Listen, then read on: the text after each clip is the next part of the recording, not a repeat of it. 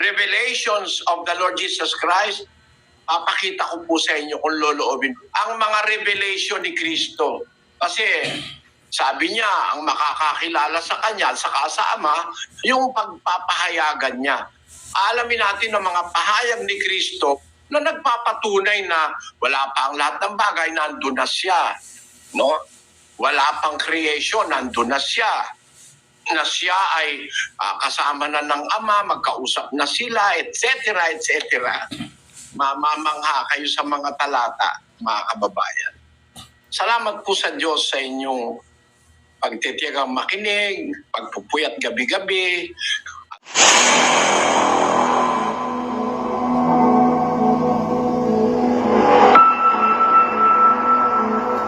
Paano sasawayin? 1.13 ng Tito.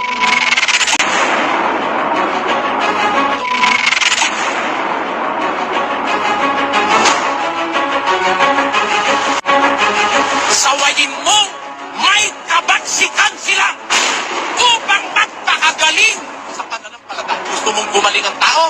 Pag mali, sawayin mo. In the name of Jesus. Gusto namin kayong malita. Si Jesus Christ dito na nakatira sa akin.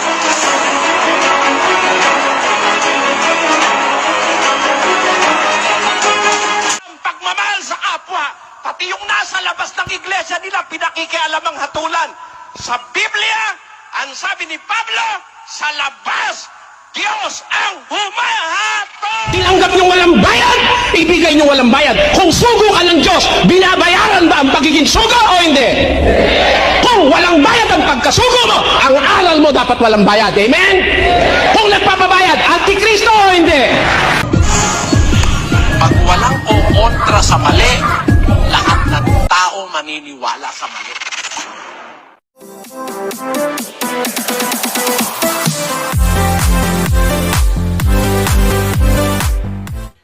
Sa oras na ito mga kaibigan ay maganda na pag-aralan po natin yung salita ng Diyos sapagkat isa sa mga kautusan ng Biblia doon po sa Ecclesiastes chapter 12 sa verse 13 na ito ang wakas ng bagay. Lahat ay narinig. Sabi, matakot ka sa Panginoon at sundin mo ang kanyang mga utos.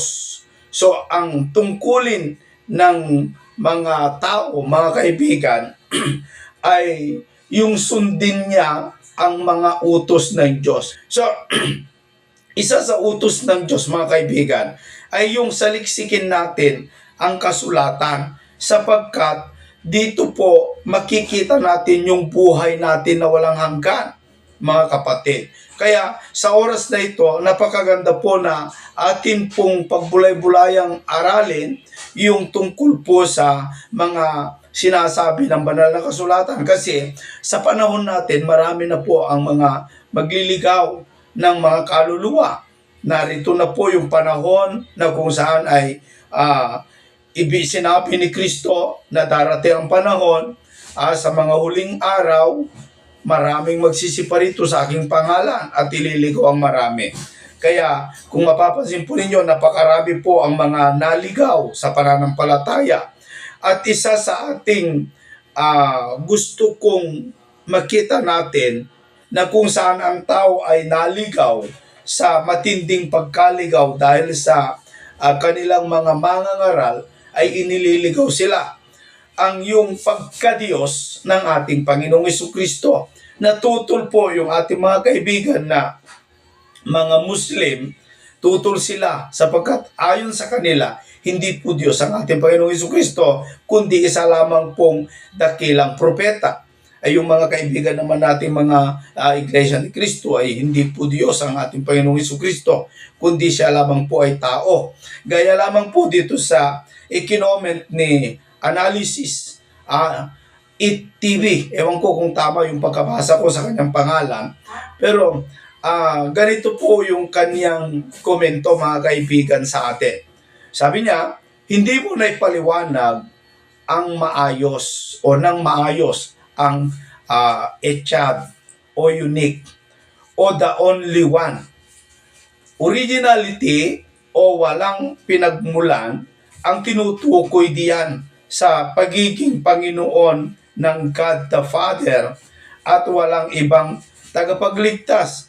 Doon po sa Isaiah chapter 43 verse 11.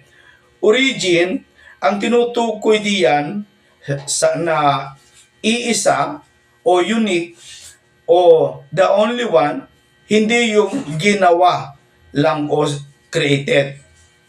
Kasi para sa kanila, si Kristo po ay create lamang po o nilalang ng Diyos. Pero hindi po, no? Ituloy ko po dito sa sinabi niya, si Kristo ay ginawang tagapagligtas. Gawa 5:31. Ng Diyos at ginawang Panginoon. Gawa 2:36. Malinaw na hindi unique si Kristo dahil ginawa lamang ng Diyos ang kaniyang titulo bilang Panginoon at tagapagligtas. Sa Juan 20:28, ang my God na sinabi ni Tomas ay alam ni Kristo na hindi siya ang tinutukoy, kundi ang God the Father. Kaya, hindi pinuna o itinama ni Kristo si Tomas dahil ang paniniwala ng 12 apostol ay mababasa sa 1 Korinto 8 sa versikulo 6. Ngunit, sa ganang atin ay may isang Diyos lamang, ang Ama, na buhat sa Kanya ang lahat ng bagay at tayo'y sa Kanya at isa lamang Panginoon, si Hesu Kristo, na sa pamamagitan niya ang lahat ng mga bagay at tayo'y wala namang tuloy, no? Pinutol. Sa ibang talata ng Biblia ay ipinaliwanag at itinuwid ni Kristo si Tomas kasama ng iba pang mga apostol na narinig nila kay Kristo na siya ay may laman at mga buto, ngunit ang Espiritu ay wala nito na mababasa sa Lucas 24:38 hanggang 40. So, sa sinabi ni Tomas daw na my God, yung sinabi niya na my God o Panginoon ko at Diyos ko, itinuwid daw ni Kristo, mga kapatid. Pero sa Biblia, wala po yon.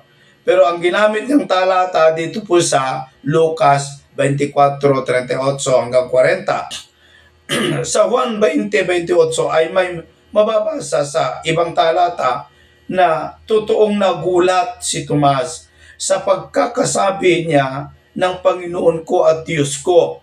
Ay mababasa sa Lucas 24:36 hanggang 37, sa salin ni Abriol. Ayan. Samantalang nagsasalita sila, ay may tumayo sa gitna nila at sinabi sa kanila, sumainyo ang kapayapaan. Dahil sa gulat at takot, inakala nilang nakakita ng isang espiritu. So, yun yung kanyang katwiran. Ano? Hindi pwedeng mabago ang pananampalataya ni Tomas at ang kasama niyang mga apostol dahil lang sa sinabi niya na at Diyos ko. At alam ni Tomas na Diyos Ama lamang ang iisang Diyos.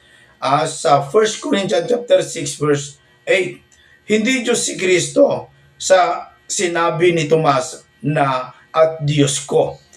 Sa Juan 20:28.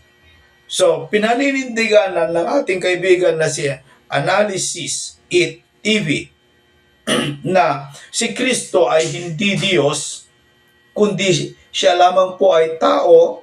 Kung bakit siya naging tagapagligtas, dahil ginawa daw tagapagligtas. So, yun po yung kanyang katwiran. Ngayon, wala tayong magagawa kung yun nga talaga ang kanilang paniniwala, mga kaibigan. Pero, i-analyze po natin itong video na gusto ko pong ipatugtog, ipakita sa inyo. Sana po ay magkaroon sa inyo ng liwanag kung ano talaga kalagayan ni Kristo, kung siya ba ay talagang tao o o siya ba ay anak ng Diyos?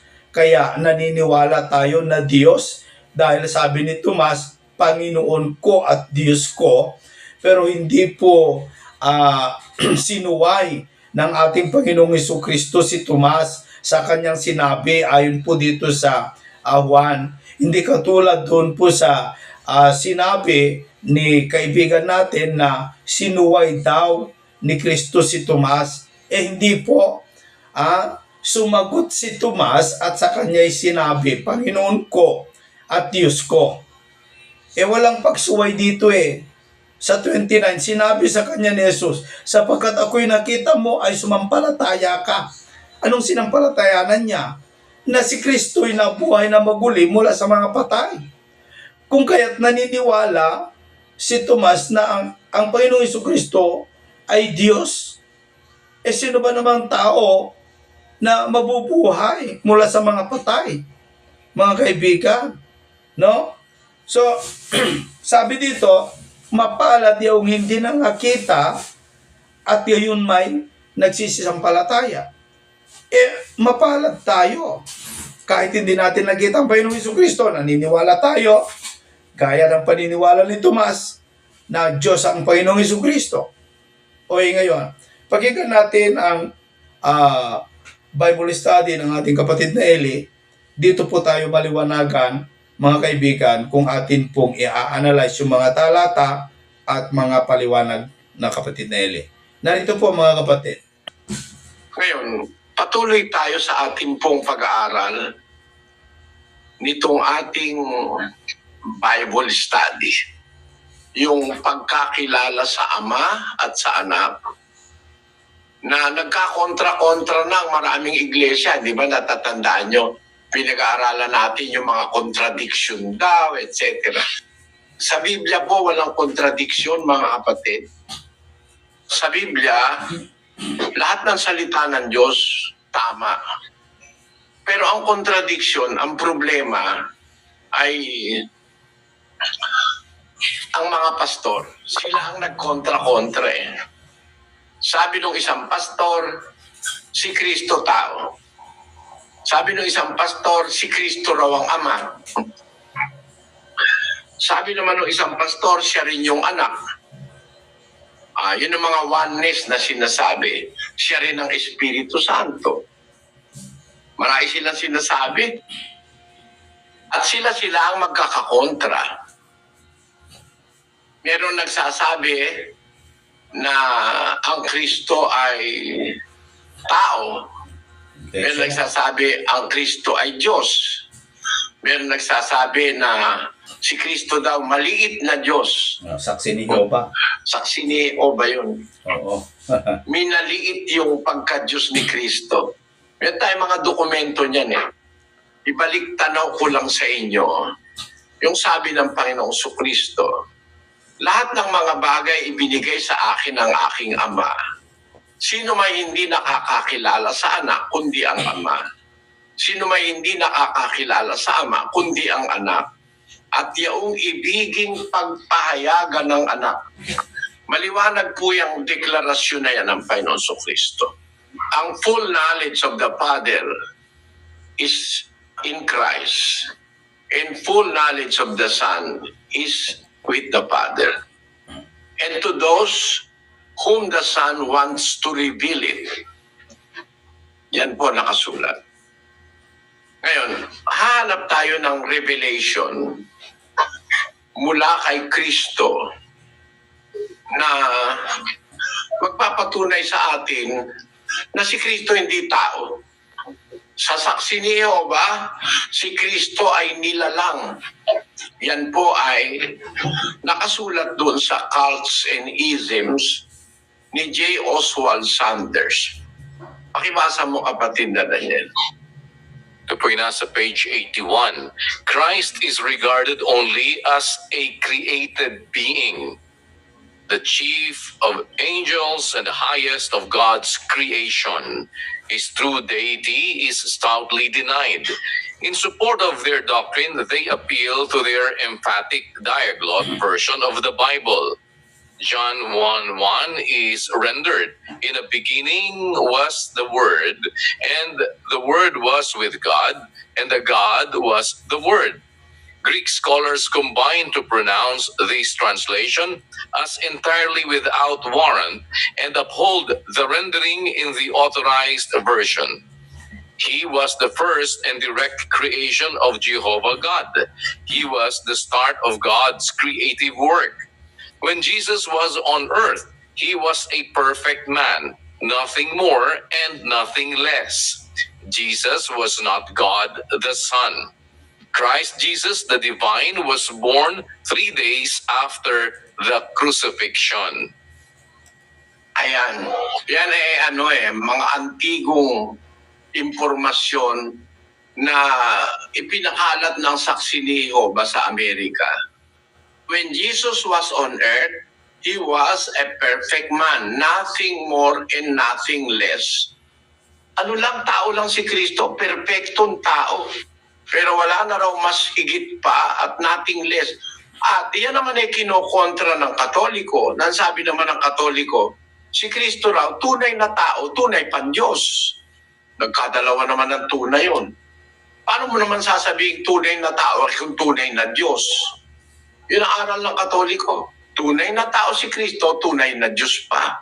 Basahin natin ang librong Katoliko. Siya ang inyong pakinggan. Basahin natin, kapatid na Daniel, ang lathalang ito sa page 40 ng librong Katoliko.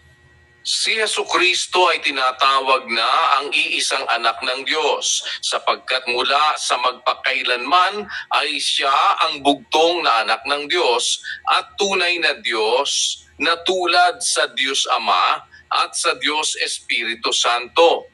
Tayo naman ay mga anak ng Diyos, ngunit tayo ay inaaring anak ng Diyos lamang sa pamamagitan ng biyayang nagpapabanal. Si Jesucristo ay ang anak ng Diyos na naging tao.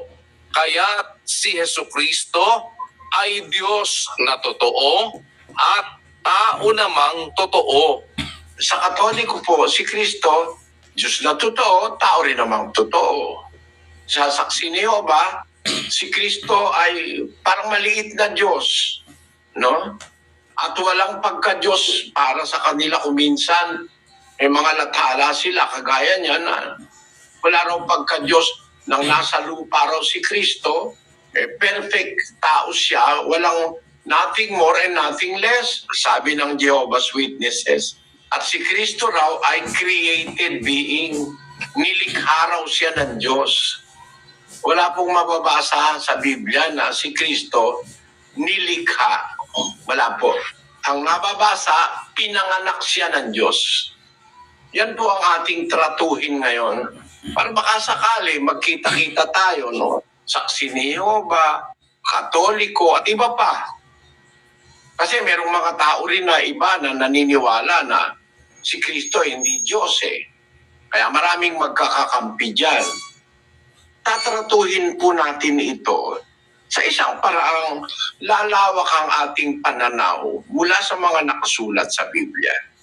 Gusto ko pong bumasa ng isang talata, kapatid na Daniel, sa 8:12 ng Kawikaan. Bumasa tayo, kapatid na Daniel.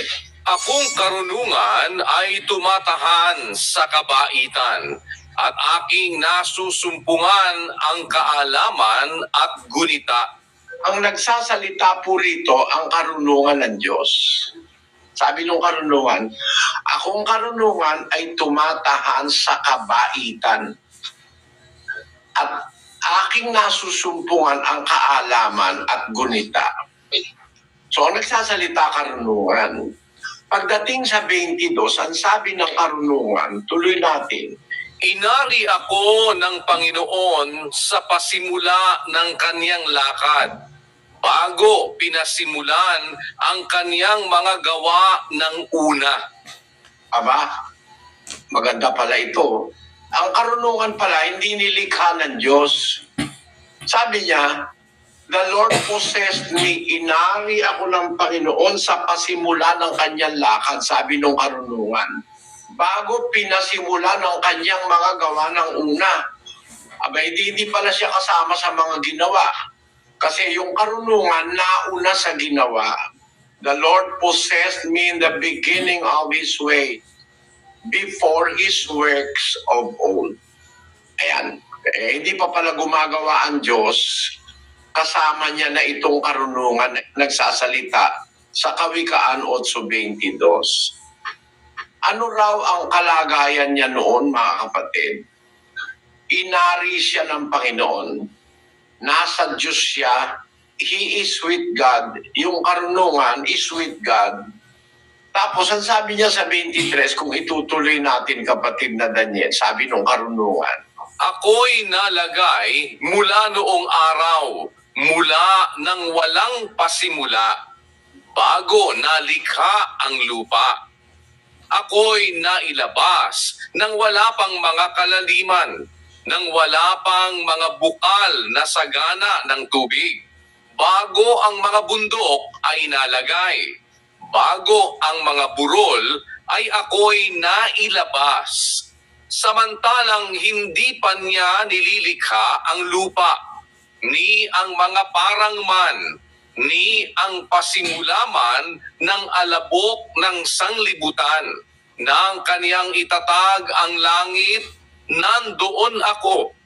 Nang siya'y maglagay ng balantok sa balat ng kalaliman, nang kaniyang pagtibayin ang langit sa itaas, nang maging matibay ang mga bukal ng kalaliman, nang bigyan niya ang dagat ng kaniyang hangganan, upang huwag salangsangin ng tubig ang kaniyang utos, nang kaniyang iayos ang mga patibayan ng lupa.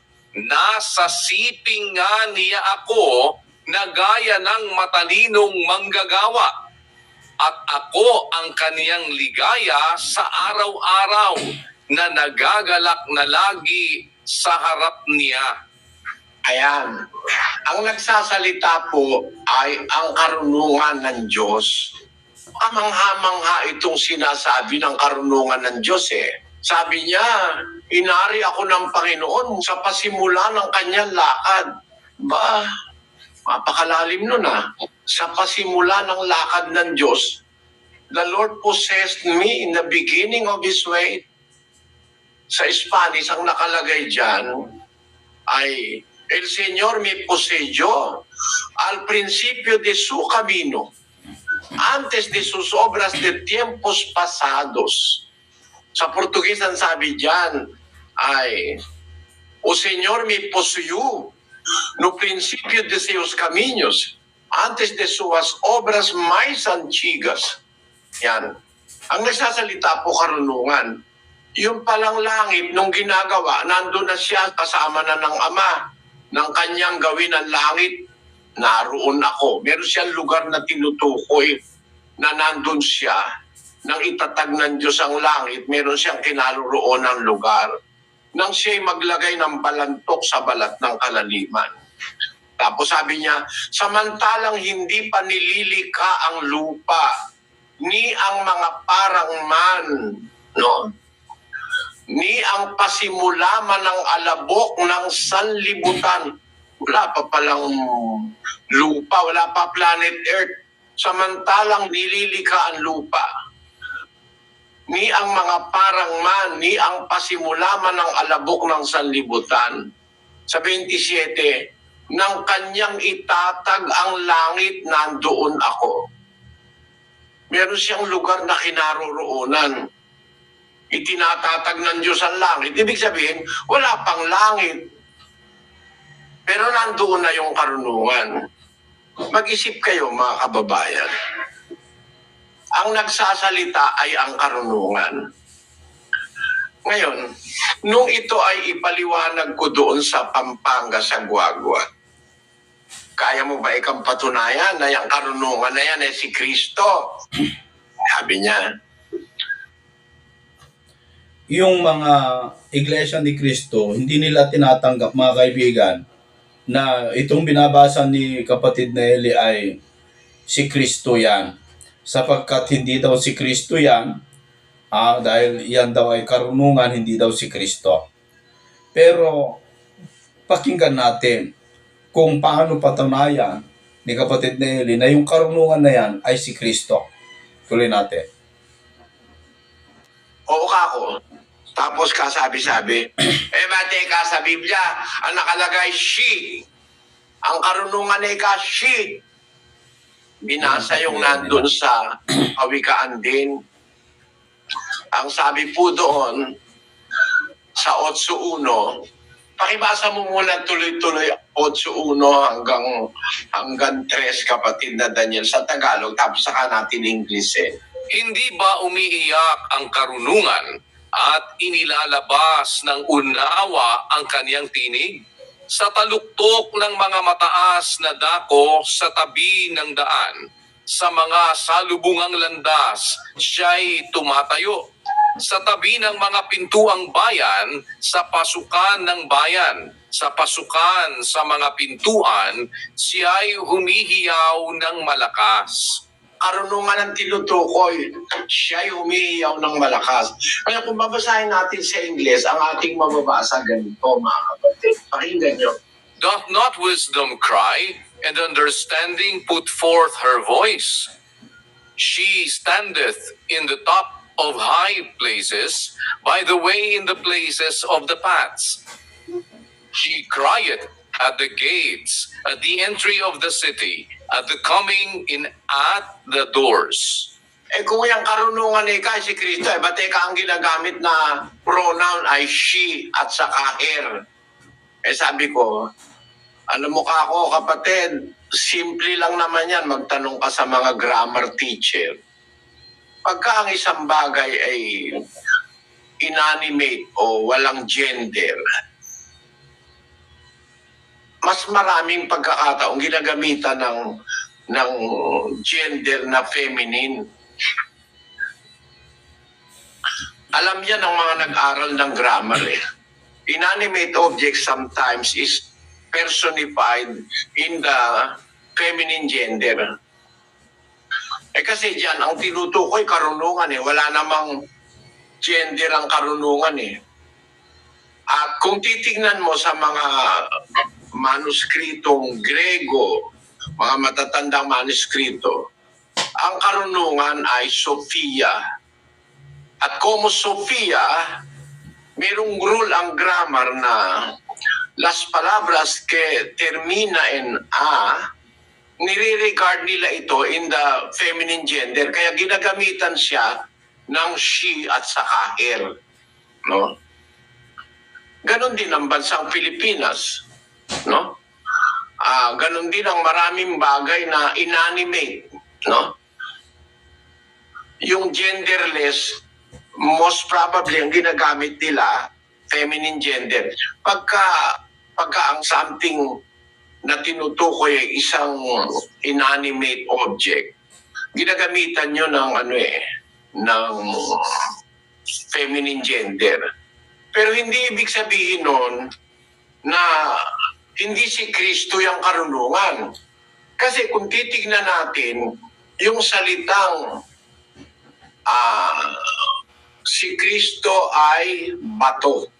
Yun pong bato sa Grego rin, nagtatapos sa letrang A, regarded din as feminine gender Yung nasa Mateo 16-18. Pakinggan nyo, konting pag-aaral lang ito ng katotohanan, ng iba't ibang sangay ng karunungan. Hindi ka maililigaw ng mga palabo ng ibang mga iglesia. Ang sabi diyan, sinasabi ko sa iyo na ikaw ay Pedro at sa ibabaw ng batong ito. Sa Greek po yung ginamit sa salitang bato.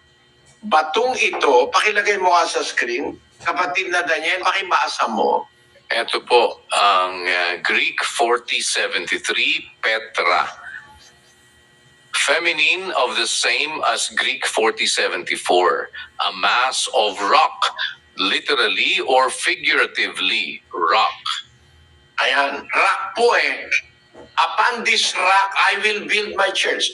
Di ba? Sinasabi nila, ang rock daw ay si Kristo. Sa original Greek, feminine yan Upon this Petra, I will build my church.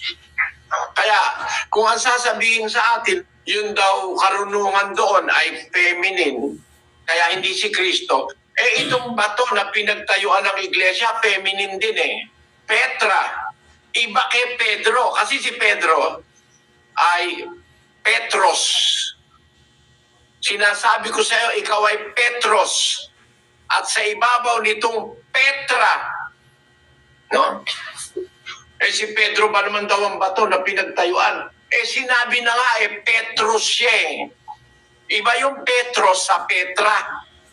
Mga intelligent students of the Bible, I'm inviting your meticulous attention about this. To the claim of the Catholic Church that Peter is the rock. No. In the very same verse of the Bible, I say unto you that thou art Petros, and upon this Petra, I will build my church. Iba po yung Petros kaysa sa Petra. Yung Petros masculine, si Pedro yon. Pero yung pinagtayo ang bato, Petra yon. A boulder of rock, a large rock. Fit to be a foundation.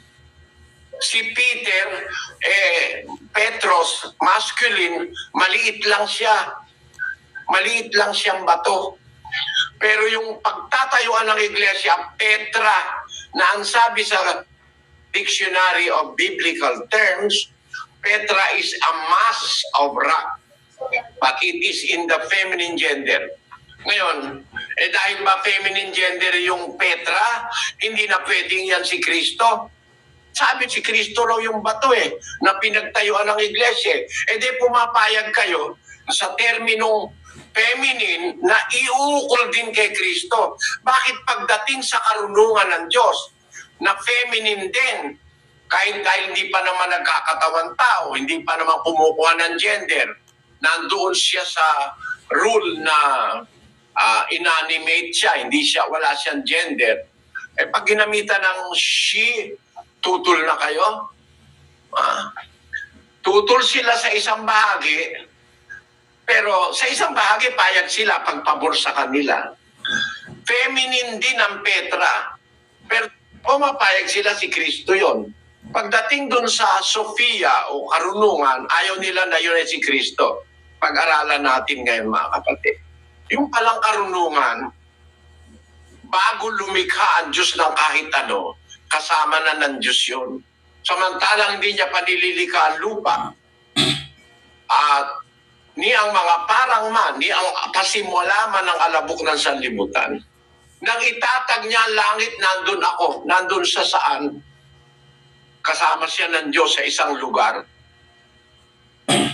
Dito sa pinapaliwanag ni kapatid na Eli, mga kaibigan, makita natin na tama po na si Kristo po hindi lamang po nag-umpisa nung ipinanganak ni Maria gaya ng sinasabi ng mga iglesia ni Kristo. Kasi ang paniniwala nila, sakalang daw umiral si Kristo nung ipinanganak ni Maria. Pero ang umiral na ipinanganak ni Maria ay yung tao na laman na naging katawan ni Kristo. Pero ang tinutukoy ni kapatid Nelly dito na ating pinapaniwalaan ay yung umiral na espiritu na anak ng Diyos.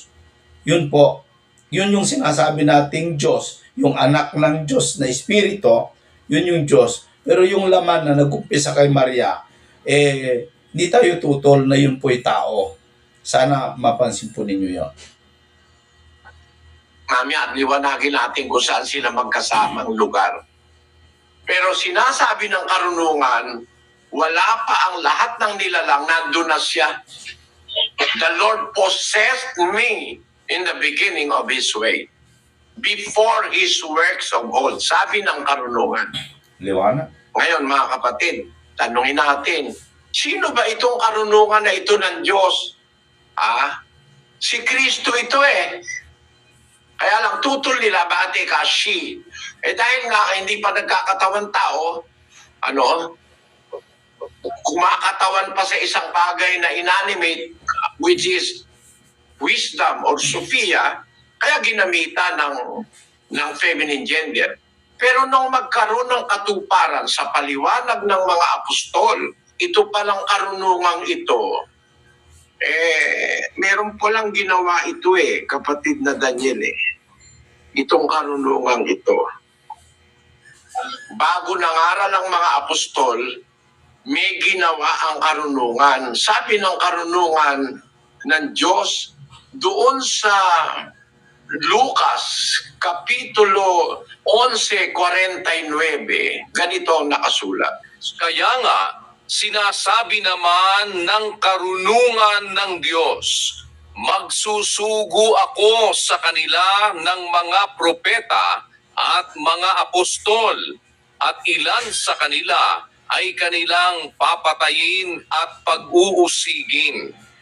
Ano po ang sabi ng Biblia, mga kapatid? Sinasabi naman ng karunungan ng Diyos, magsusugo ako sa kanila ng mga propeta at mga apostol.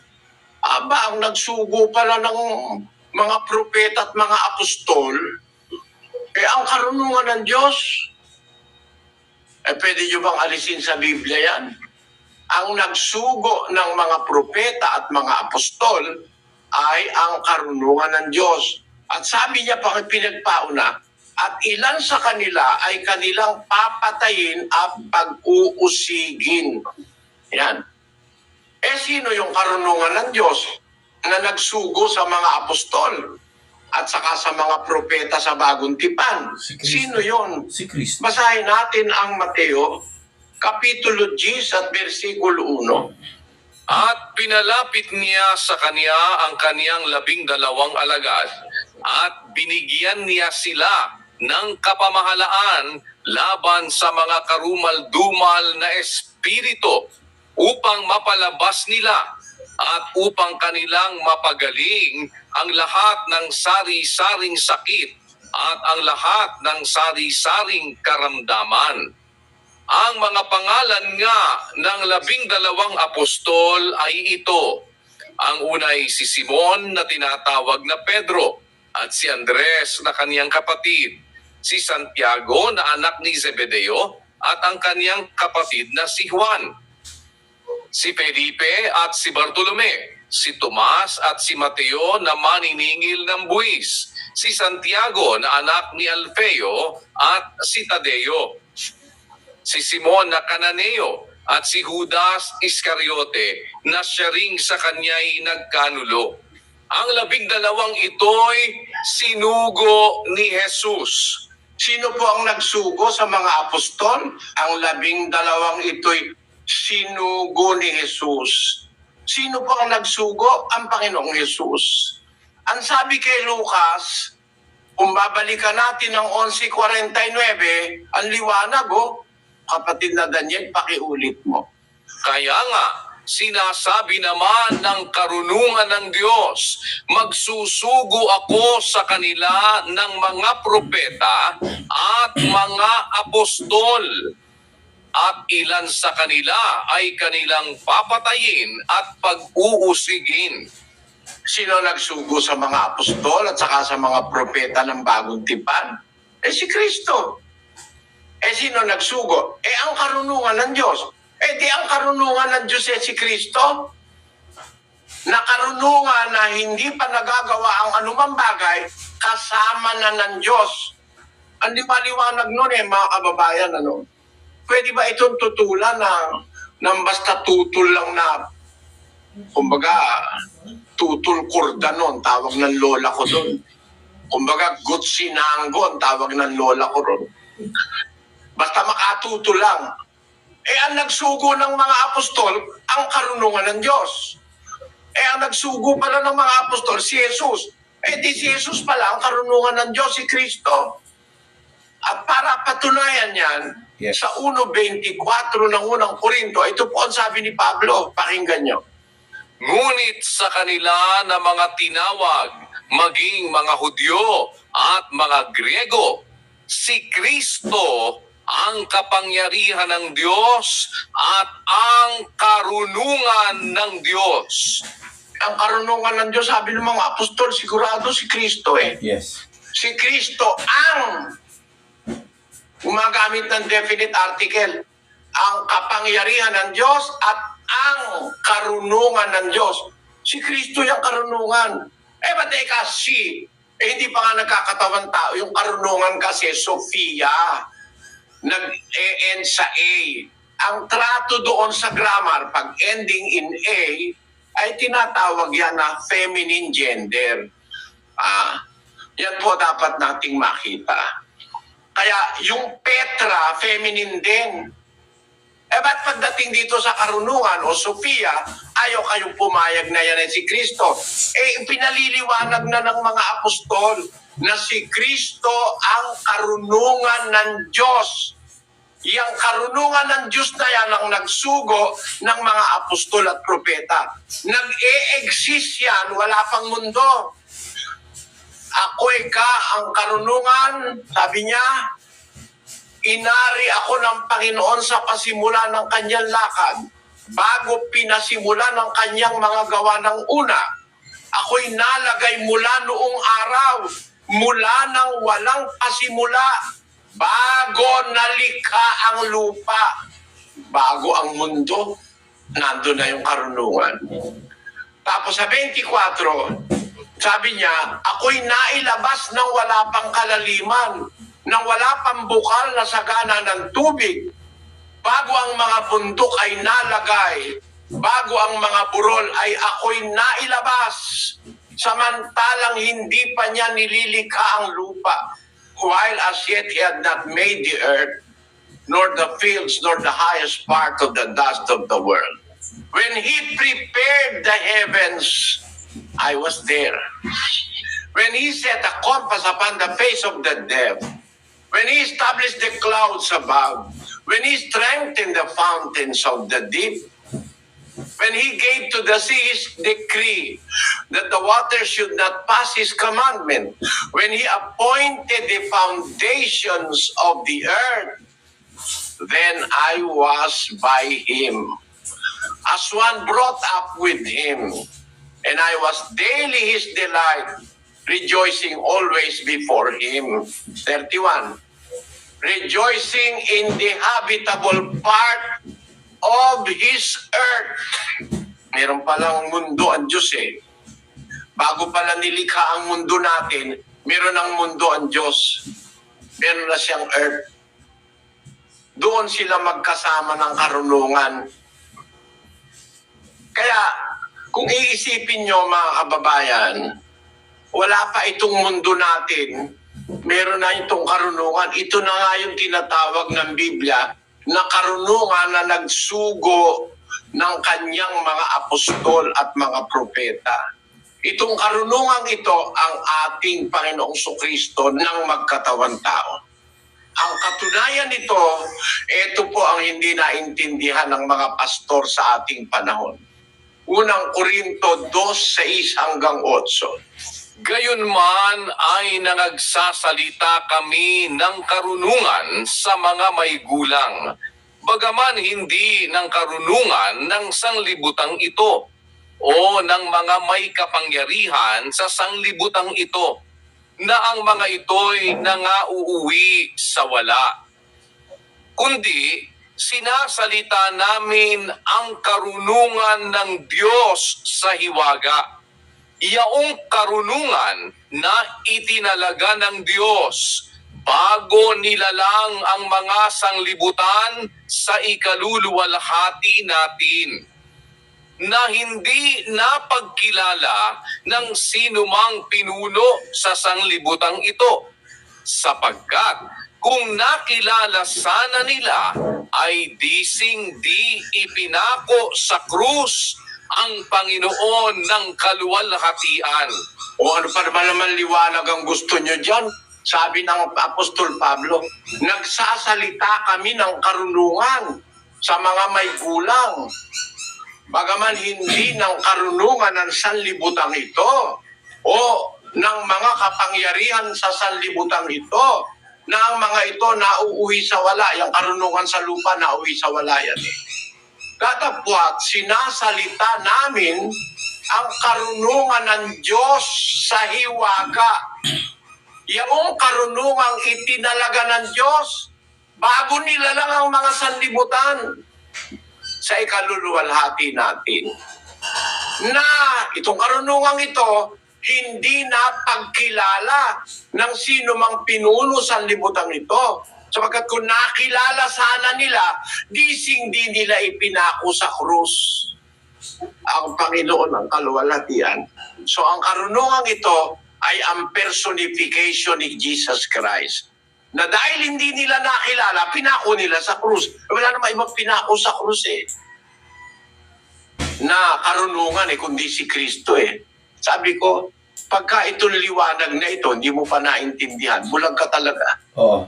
Alam niyo yung bulag, mga kababayan. Kahit gumawa ka ng spotlight, itapat mo sa kanyang mata, bulag pa rin yun, di pa rin niya makikita yun. Bulag nga pag hindi ka bulag, pumikit ka. Tapos pumikit ka sa maliwanag. Nakakabanaag ka ng liwanag kahit nakapikit ka kung hindi ka bulag.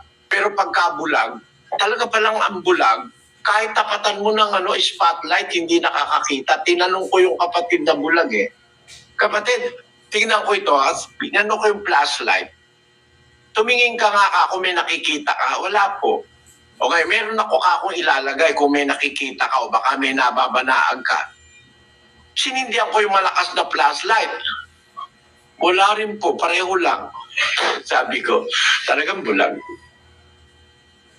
Kaya yung bulag, kahit na araw pa, ang patingnan mo, hindi niya rin makikita yun Wala siyang ideya na may maliwanag sa harap niya Kasi nga bulag, ganun ang mga pastor Pagka ang pastor bulag, kahit ano pang liwanag ng Biblia ang pakita mo.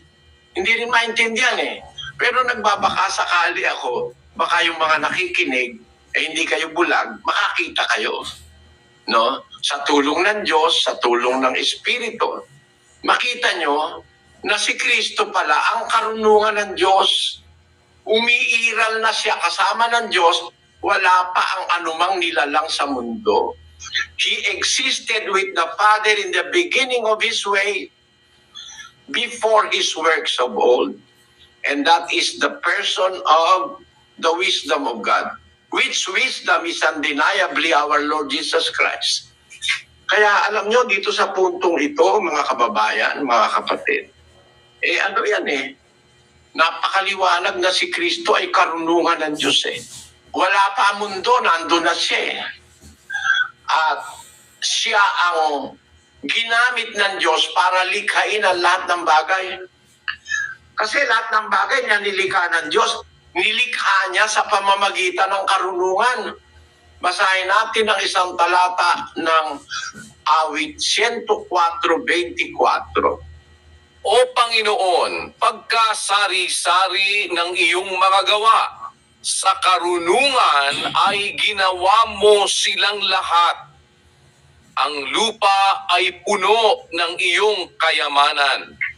Pagkasari-sari ng iyong mga gawa, sa karunungan ay ginawa mo silang lahat. In English it says, O Lord, how manifold are thy works. In wisdom hast thou made them all. In wisdom hast thou made them all. It is through the wisdom who is Christ that God created everything. He is not included in the creation. He is not a created being. He was possessed by the Lord in the beginning of His way, before His works of old, according to Proverbs 8:22. And that wisdom that the Bible tells us is the Lord Jesus Christ. The personification of that wisdom is the Lord Jesus Christ. The wisdom and the power of God, according to the Apostle Paul in 1 Corinthians 1:24. But sadly, this truth in the Bible is not explained by other groups, like the Jehovah's Witnesses, that regard Jesus Christ as a created being, as a small God, and when He was on earth, He's just a man, no more, no less, according to the Jehovah's Witnesses. Isa sa maliwanag na paliwanag sa Biblia, si Kristo ay ang karunungan ng Diyos. Nakasama na ng Diyos, wala pang nilalalang na kahit na ano. Kaya sabi ng awit, O Panginoon, pagkasari-sari ng iyong mga gawa, sa karunungan ginawa mo silang lahat. Ang ipinanglikha ng Diyos sa lahat ng bagay ay ang karunungan. Ito rin yung tinatawag na berbo, na dahil sa Kanya ginawa ang lahat ng bagay. 1:1 hanggang 3 ng Juan, kapatid na Daniel. Nang pasimula, siya ang verbo, at ang verbo ay sumasa Diyos, at ang verbo ay Diyos. Ito rin ng pasimulay sumasa Diyos. Ang lahat ng mga bagay ay ginawa sa pamamagitan niya, at alinman sa lahat ng ginawa ay hindi ginawa kung wala siya. Ang pakaliwanag, yung karunungan, yun din yung berbo, no? Berbo.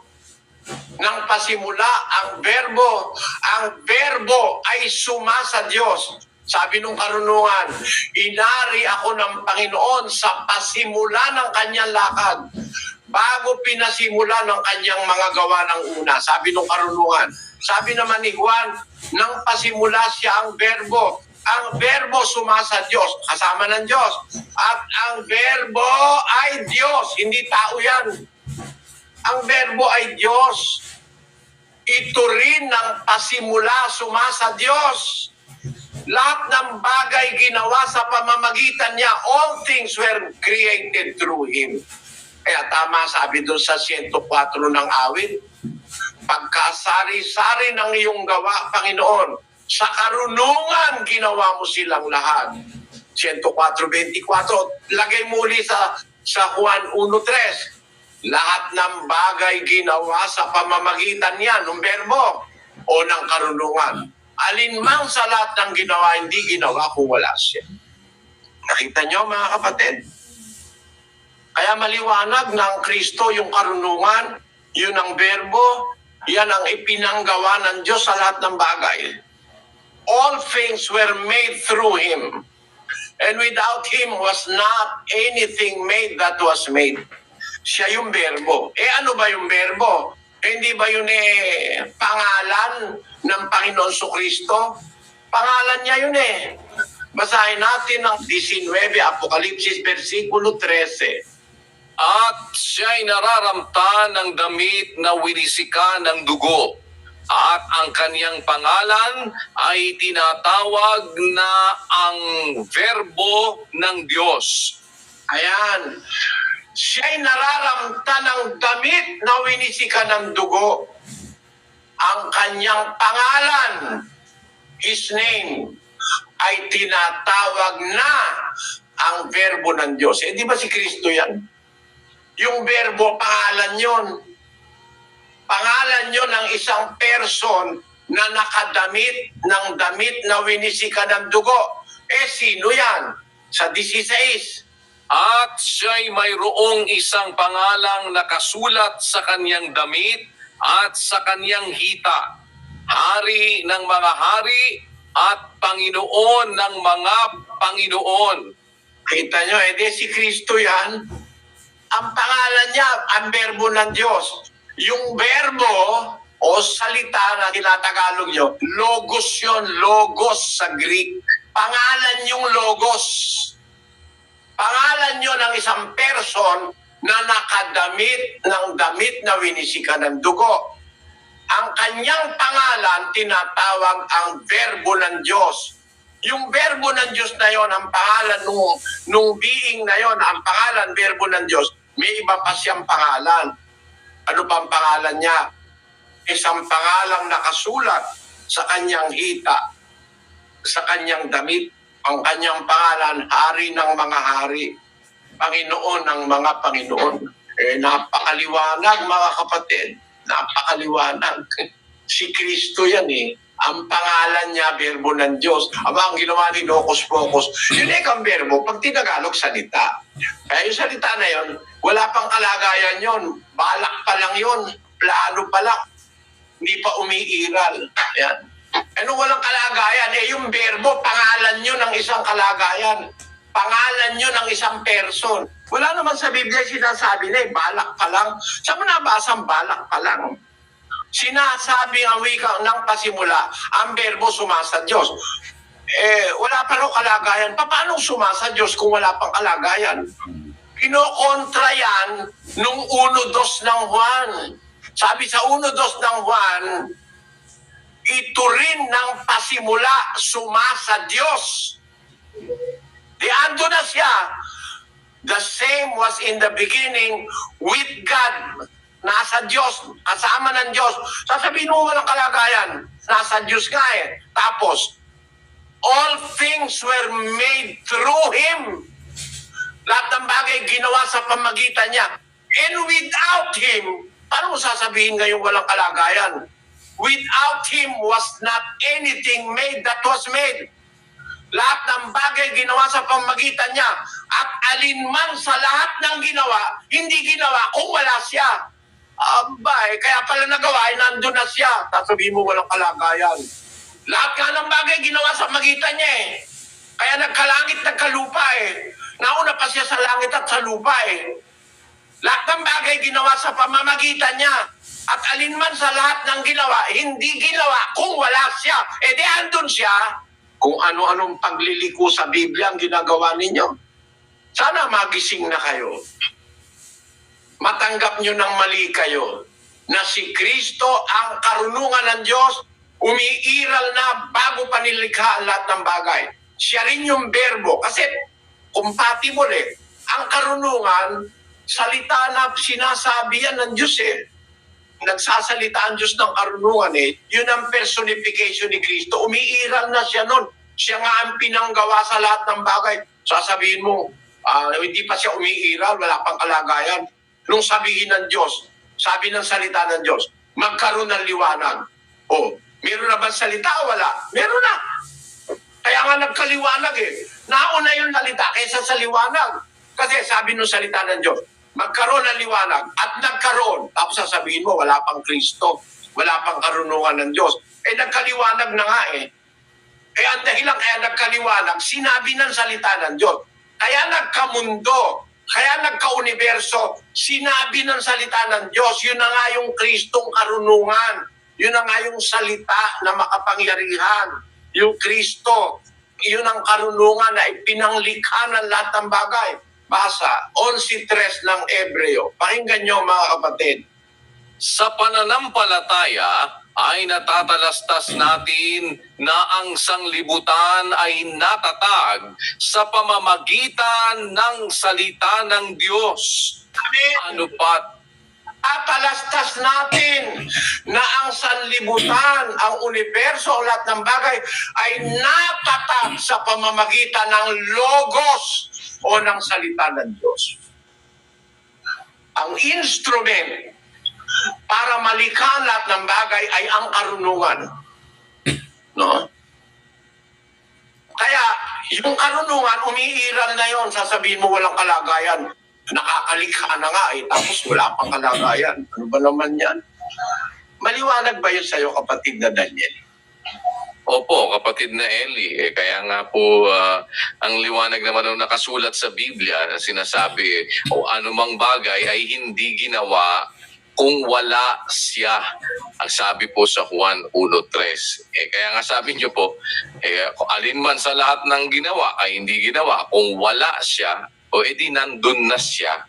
Kaya nga po sa pamamagitan niya, ginawa ang lahat ng mga bagay. Mahirap na po itong baluktutin, kapatid na Eli, at diretsyon-diretsyon naman yung sinasabi dun sa 1:24 ng Korinto na sinasabi na siya ang karunungan ng Diyos. Sa kanila na mga tinawag, maging mga Hudyo at mga Grego, si Kristo ang kapangyarihan ng Diyos at ang karunungan ng Diyos. Ano po ito baon eh.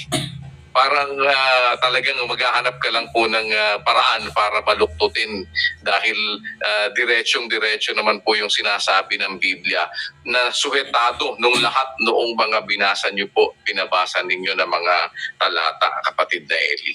Kasi pinapamalian po na si Kristo, hindi siya ang karunungan ng Diyos. At hindi raw umiiral pa si Kristo. nang ang Diyos ay gumawa ng lahat ng bagay. At umira lang si Kristo nung ipaglihi ni Maria. Nag-umpisa lang daw magkaroon ng Kristo nang ipaglihi ni Maria. Naku po naman kayo. I'm very sorry. No? Hindi ako nang aatake eh. Ang gusto ko lang ma-share sa inyo. Kung magliliwanag sa isip nyo, salamat sa Diyos. Kung hindi naman, wala tayong magagawa. Pero maliwanag sa Biblia, ang Kristo ang karunungan ng Diyos. Siya ang kapangyarihan ng Diyos at ang karunungan ng Diyos. Kasama na siya ng Diyos nang pasimula ng kanyang lakad. The Lord possessed me in the beginning of His way. Kasama na siya. He is there with the Lord in the beginning of His way, before His works of old. In eternity, He existed with the Father. That's why revelations of the Lord Jesus Christ, papakita ko po sa inyo kung loloobin. Ang mga revelation ni Kristo. Kasi sabi niya, ang makakakilala sa Kanya at saka sa Ama, yung pagpapahayagan niya. Alamin natin ang mga pahayag ni Kristo na nagpapatunay na wala pa ang lahat ng bagay, nandun na siya. No? Wala pang creation, nandun na siya. Na siya ay kasama na ng Ama, magkausap na sila, etc., etc. Mamamangha kayo sa mga talata, mga kababayan. Salamat po sa Diyos sa inyong pagtitiyagang makinig, pagpupuyat gabi-gabi.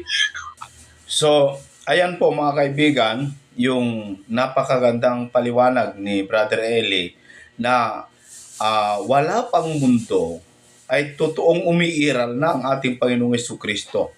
Hindi gaya sa sinasabi ng ating mga kaibigan na nagko-comment dito sa comment section ng mga iglesia ni Kristo na umiral lamang daw si Kristo nung ipinanganak si Maria.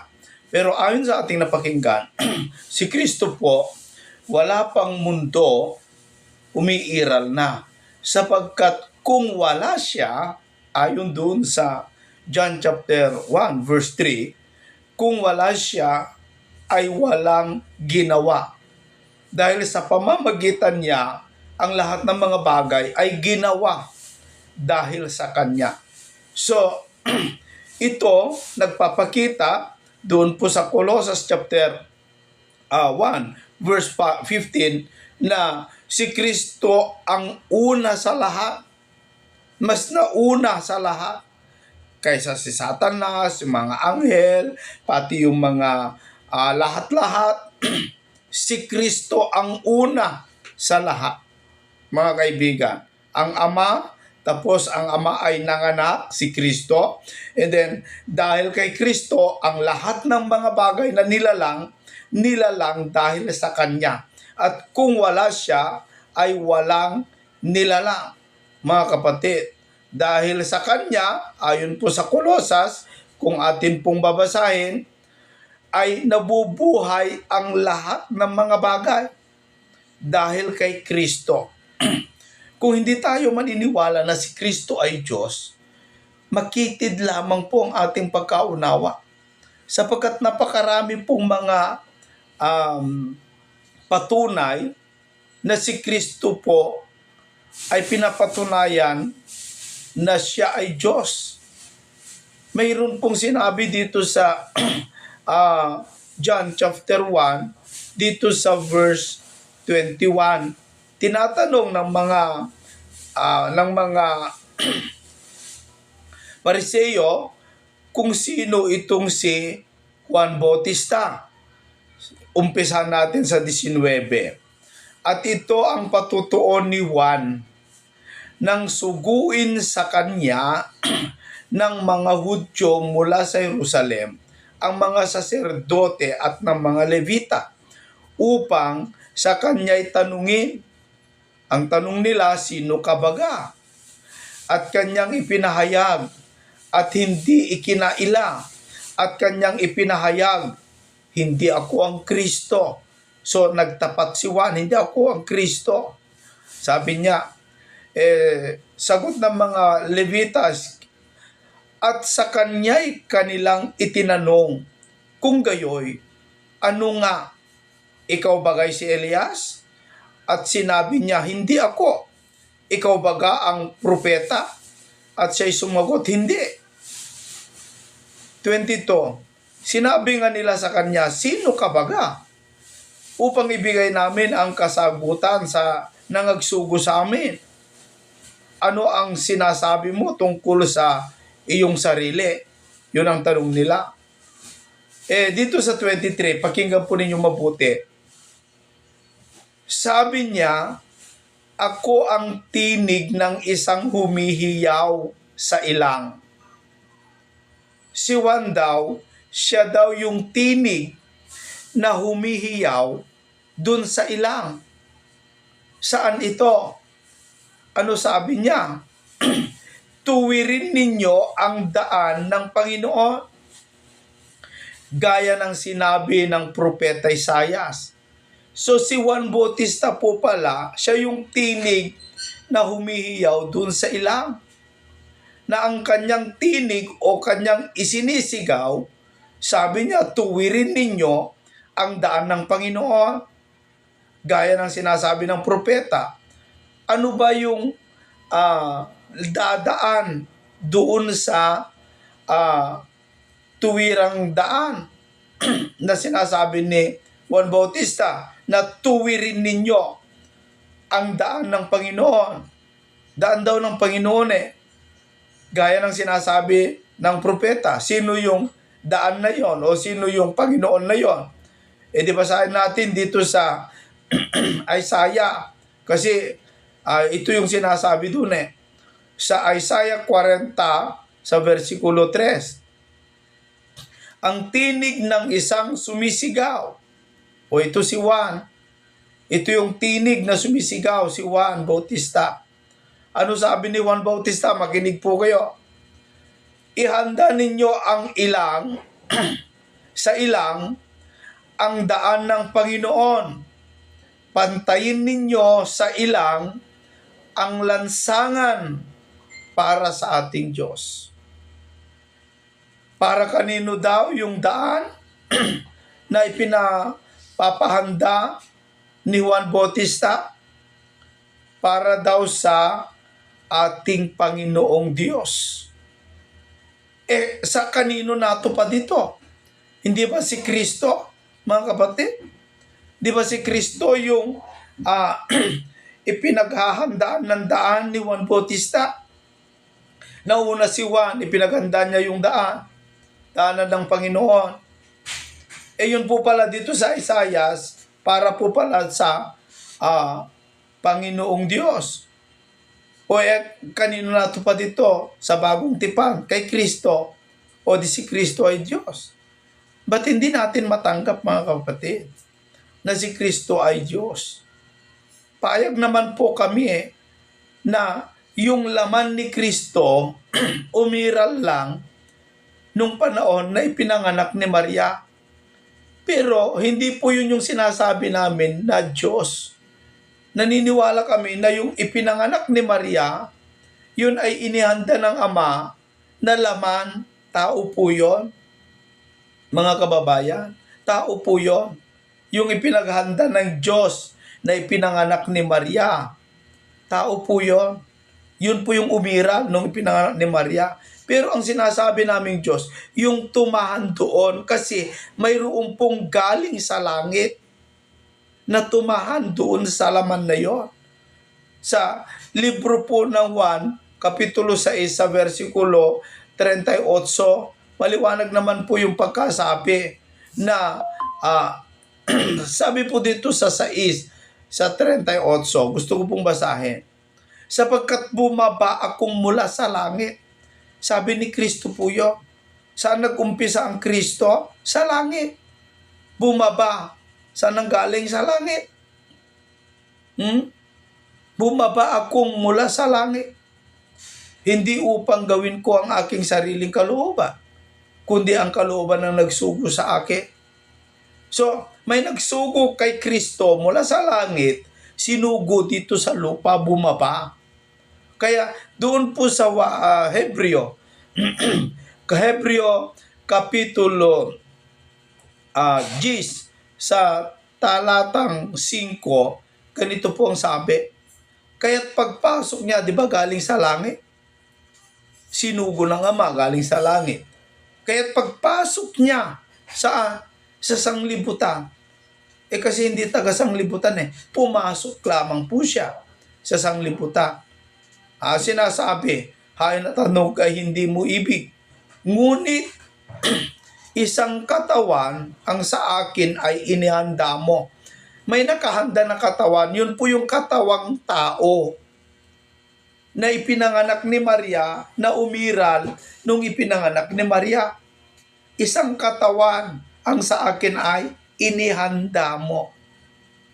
Pagpasok niya, saan galing? Sa langit. Pagbaba niya, may nakahandang katawan, yun po yung pinanganak ni Maria. Yun po'y tao. Wala tayong tutor, tao po yun. Pero yung galing sa langit, hindi tao yun. Meron ba naman taong galing sa langit? At maliwanag, yung sinabi sa video, mga kaibigan, na yung verbo, may sinabi po kasi itong kaibigan natin na nag-comment sa atin na yung verbo daw, hindi daw yun yung tunay na Diyos, kundi yun daw ay salita, sabi ni Analysis It TV. Hindi naman po natin sinasabi na yung verbo, siya yung Diyos na isa. Kasi dalawa namang sinasabi doon sa mga kaibigan Dalawa. O tignan po ninyo. Basahin natin. Dito sa John 1:1, ganito ang sabi. Nang pasimula siya ang verbo, at ang verbo ay suma sa Diyos. Suma sa Diyos. Hindi siya yung Diyos, kundi siya ay suma sa Diyos. Sino? Yung verbo. Ano yung verbo na suma sa Diyos? At ang verbo ay Diyos. O di, mayroong isang Diyos, yun po yung Ama, at yung verbo na Diyos na suma sa Ama. Dalawa ito Mga kaibigan paano yan? Di dalawa na ang dalawa na ang Diyos mo. Ano problema mo doon? Ano problema kung dalawa o tatlo o apat o lima o 10? Ano problema doon? Wala namang problema doon, mga kapatid. Kasi lahat ng bagay nagmula sa Diyos. Lahat na nagmula sa Diyos, bahagi ng Diyos. Si Kristo po galing sa dibdib o sinapupunan ng Diyos. Nagmula sa kanyang sarili. Itong kamay natin, kahit ihiwalay mo ito, parte ito ng sarili mo. Ganun din ang Diyos. Si Kristo, como galing sa Ama, parte siya sa katawan ng Ama o sa piling ng Ama, como siya po ay Diyos, yung Ama, yung isang parte sa Kanya, hindi ba Diyos? Katulad yung bayabas. Bayabas tawag yung ugat ng bayabas. Como galing doon sa puno ng bayabas, bayabas pa rin ang tawag. Yung dahon ng bayabas, hindi man siya yung ugat, pero siya yung dahon. Pero tawag sa kanya, bayabas pa rin. Yung bunga ng bayabas. Pwede mo bang sabihin, hindi bayabas yun? Pwede bang mamunga yung bayabas na hindi bayabas? Ang Diyos po ng anak, ano tawag natin? Anak ng Diyos. O hindi ba Diyos yun? Maliwanag klaro naman Pero sabi nga ng kapatid na Eli, yung bulag, kahit tapatan mo ng spotlight, sabi niya, hindi talaga nakakakita. Buti yung bulag kung talagang bulag. paano yung nagbubulag-bulagan lang? Na alam na nga niya totoo, pero nagbulag-bulagan dahil may pera. Dito mga kaibigan, yung verbo daw, Diyos. Diyos yung verbo. Ano nangyari dun sa verbo? Tatalon tayo sa 14. Kung ano nangyari dun sa verbo.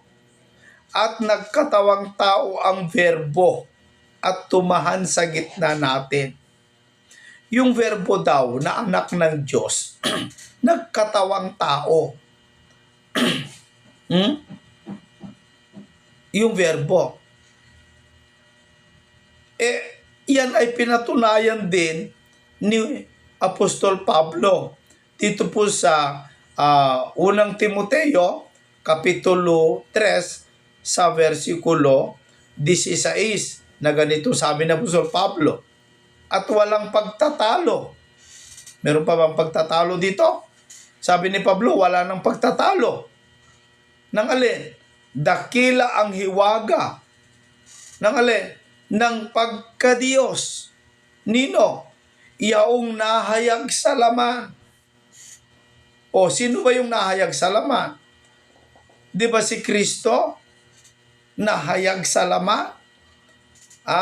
Yung anak ng Diyos na Espiritu na pumasok doon sa laman, nahayag siya. Nahayag yung anak ng Diyos. Nahayag doon sa laman. Diyos po yun. Walang pagtatalo, dakila ang hiwaga ng pagkadiyos. Sino? Yaong nahayag sa laman. Yun po si Kristo, yun po yung verbo. Sabi nila, wala pang kalagayan, balak pa lang yan. Paano naging balak? Kung balak pa lang yon, ito sa tanong, dito naiipit ang mga kaibigan natin, mga Iglesia ni Cristo, kapag tinatanong natin ito Balak daw lang si Kristo, wala daw kalagayan sa langit. Kung wala siyang kalagayan, bakit sinabi ni Kristo dito po sa libro ng 1:6 sa versikulo 62 o 62. Ano nga kung makita ninyong umaakyat ang anak ng tao sa kinaroroonan niya ng una? Dito sa talata, si Kristo sinabi niya, meron siyang kinaroroonan ng una. Ano yung kinaroroonan niya ng una? Kung wala pa kalagayan sa langit, balak pa lang, nasa isip lang ng Diyos. Di parang pinapalabas po ninyo na pagbalik si Kristo doon sa langit, kung wala siyang kalagayan doon at balak lang, bumalik ba si Kristo doon sa pagiging balak pa lang? Bumalik ba bilang kaisipan ng Diyos at hindi nakaupo sa kanan ng luklukan ng karangalan ng langit?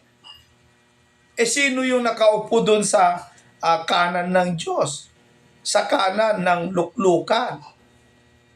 Kung wala pala si Kristong kalagayan ng dati. Sa makatuwid, dito sa talata, meron ng kalagayan si Kristo bago siya bumaba.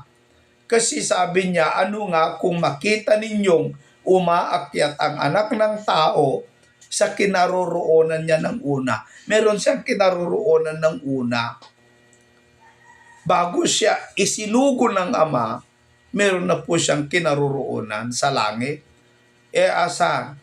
Nasa piling ng Diyos, nasa kanan ng Diyos. Nasa kanyang trono.